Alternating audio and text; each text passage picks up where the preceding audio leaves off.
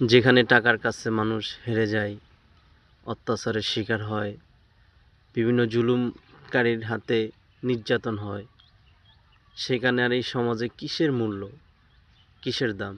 আমি অশিক্ষিত, আমি বেয়াদবি করতে বাধ্য হব। যারা শিক্ষিত হয়েও এই সমাজটাকে নষ্ট করে দিচ্ছে, এই সমাজের গরিব অসহায় লোকদের পিছে লাথি মেরে দূরে সরিয়ে দিচ্ছে, সব কি টাকার খেলা? না কিছু মানবতাও আছে? যদি মানবতা থাকে তাহলে ওই শিক্ষিত লোকগুলা কেন মানবতা দেখায় না? ওই শিক্ষিত লোকগুলা কেন সমাজে মানুষের পাশে থাকে না? ওই শিক্ষিত লোকগুলা কেন অসহায় গরিবের পাশে থাকে না?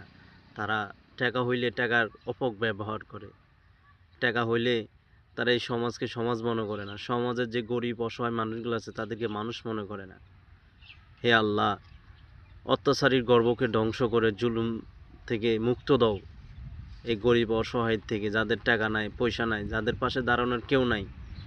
হে আল্লাহ, এই একটা জিনিসে তোমার কাছে চাওয়া আল্লাহ।